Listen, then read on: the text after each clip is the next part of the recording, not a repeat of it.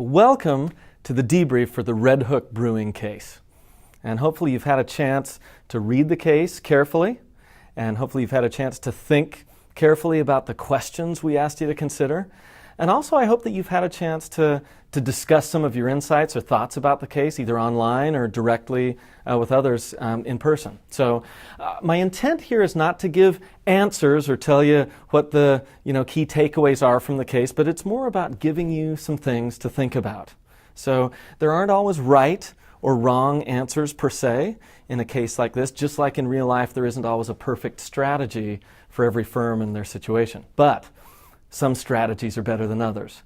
So I think, my purpose here is to give you some things to think about that might have been interesting as you've contemplated the case after reading it and thinking it over and talking about it with others. So what I want to do is highlight some interesting things that may give you some guidance on how to employ the tools and the frameworks. And the larger goal here is to really help refine your ability to conduct a strategic analysis and use those tools and frameworks in any case you might encounter, not necessarily just the Red Hook case.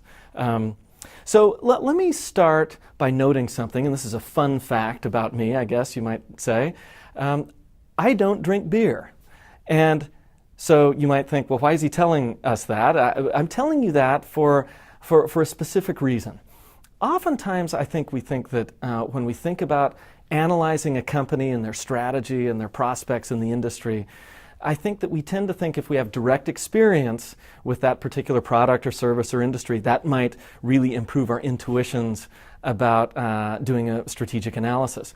And sometimes that can be true, but oftentimes that's actually not the case. In fact, sometimes we bring our biases with us. If we really have an affinity for a particular product or service or a company, or we have a lot of experience in an industry, we might bring that bias with us, and that might impact the way we think about the strategic questions that we're considering. And the point here is that having direct experience isn't necessarily that important, and in fact sometimes it can work against you. So for example, let's say we were discussing a case about video game console manufacturers in that particular industry. I think oftentimes I've had students in the past in a case like that think, oh, the gamers in the room, the students who do a lot of video gaming are going to have a leg up on everyone else. They're going to have more insights. But oftentimes that's in fact not the case at all. And what I've seen over time is that oftentimes it's the students who don't have direct experience with that particular product or service or industry that can actually come up with some of the best insights. So again, what I want you to focus on here is the point of all this and the tools and the frameworks that we've been talking about is to help you be able to take a step back and be analytical about the questions posed by a particular case as you think about that company or industry. So with that, let's jump right into some of what's interesting in the case. Now, if we're thinking about the tools and the frameworks, we need to think about where are we going to start here. So one of the things we asked you to do is to do a competitor analysis, and that might be a great place to start. But the first thing you have to ask yourself in doing a competitor analysis is, what's the industry? So in this case, in the Red Hook case, that ends up being a key question. Before you can do a competitor analysis, one of the things you might be debating in your mind or even debating with others is, well, what's the right way to think about the industry? Should we think about craft beers? Should we think about all beers? Should we think about all alcoholic drinks? Maybe we should think about all beverages. Do we think about just the US market or the world market? There's a host of questions about just how to scope the industry that I think are really important here. So I just wanted to highlight that as one of the interesting things for you to consider as you get ready to do any of the aspects of your strategic analysis. Starting with a competitor analysis, you need to think carefully about what the industry is. So, as an aside, let's just think about that for a moment. What makes industry identification difficult? What makes it challenging? Again, some of it might be product differentiation. So you could think about the automobile industry. Porsche and Kia are both automobile manufacturers, but in a lot of ways they aren't really competing for the same clients or the same customers, right? They're very different kinds of cars. So that's one challenge. Another challenge might be geographic differentiation. So think of something like cell phone carriers, wireless carriers. I mean, oftentimes that's very geographically compartmentalized, right? So in the US, there are certain carriers that compete with each other. In Europe, there are different carriers that compete with each other, and they're sort of confined to those geographic markets. So that can make it a challenge, right? Another thing that can make it a challenge is thinking about close substitutes. So let's say, again, we're talking about beverages, but not alcoholic ones. Sometimes the difference between soda and Gatorade, I mean, how carefully do we need to think about that? They're clearly substitutes for one another, and if they're real close substitutes, that can make it difficult to identify the industry. So one useful idea might be to think about what I would refer to as strategic groups. And here you're just really trying to think about competitors that are more close competitors, and there's other competitors that might be further or more distant competitors, but we still want to think about them, right? So it may be useful, going back to our competitor analysis, to do a competitor analysis at several different levels. It might be very useful to do a competitor analysis, certainly of the craft brewing market segment, right? Red Hook is directly competing with Boston Beer and Pete's and some of these other craft brewers that they're going head-to-head with. But it also might be useful to think about mass brewers, the Anheuser-Busch's and the Millers of the world. Again, it's a different kind of product, but you know, they can substitute in and out for each other, and that might be something for you to think about, right? So once you've identified these different strategic groupings, you might think of craft brewers, and then you might think of the larger mass brewers.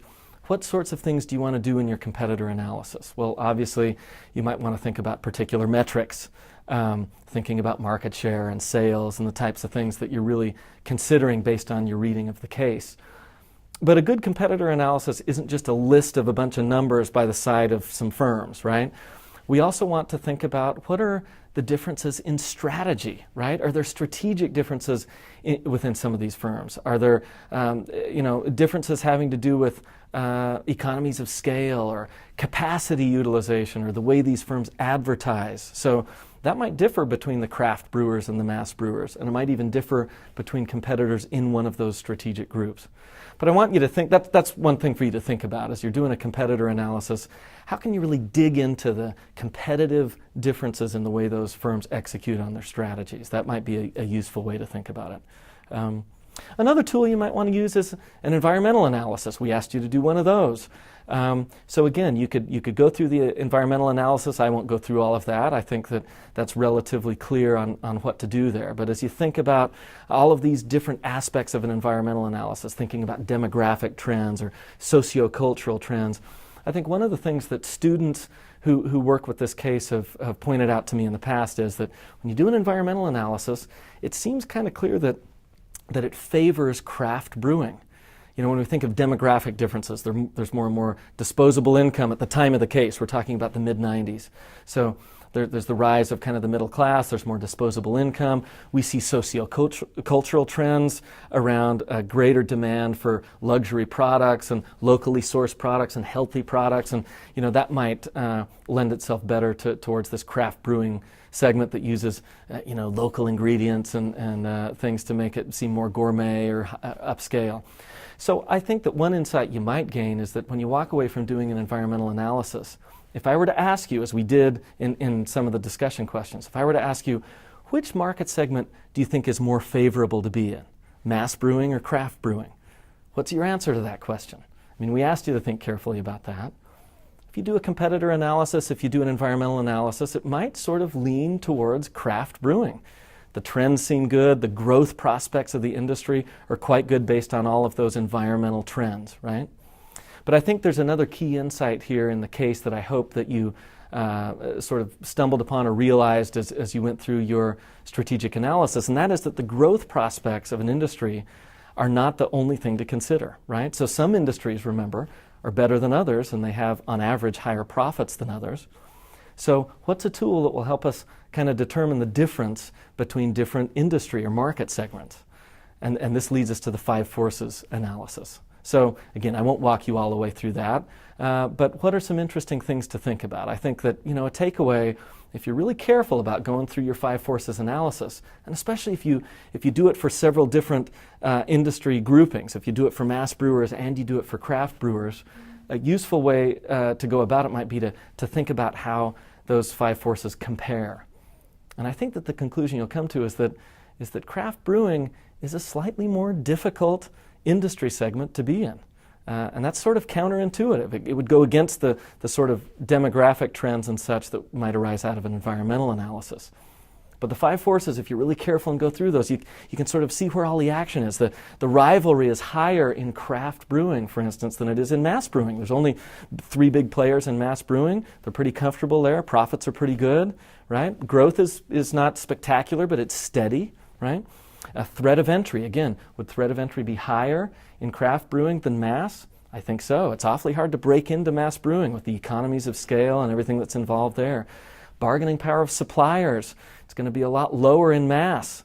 There's only 3 customers. If you're a hops manufacturer, you're hoping to supply Anheuser-Busch or Miller or Coors, and but whereas if you turn the tables and if we think about craft brewing, you're just one tiny little company, and if we don't supply you, we're happy to supply all of your competitors, right? So again, if you think about those 5 forces, you might find counterintuitively that actually they point to the fact that mass brewing is, by those measures, a more favorable market segment, and craft brewing, in terms of the makeup of the industry and the competitiveness, is tougher, right? So what are the takeaways from all of that? There's other points I hope that you realized as you went through your analysis, but I think one of the things I want you to understand is that it's really important to use all of these tools together. That just doing an environmental analysis, for example, won't tell you everything you need to know about what Red Hook should do or not do. But if we combine the insights from these different tools, we start to see a bigger picture emerge. And in this case, what we see is there's some important insights that emerge from doing a 5 forces. And it helps us sort of see that craft brewing it's an easy market segment to enter, and therefore we see lots of growth. We see lots of firms entering, but we also see a lot of turnover in that industry because competition is tough. So I also hope that you thought a little bit about what the future challenges are for Red Hook, and after you've kind of thought through all of these strategic issues, what do you think the key challenges are that Red Hook is faced with? It's a really interesting case discussion, and I hope you enjoyed it.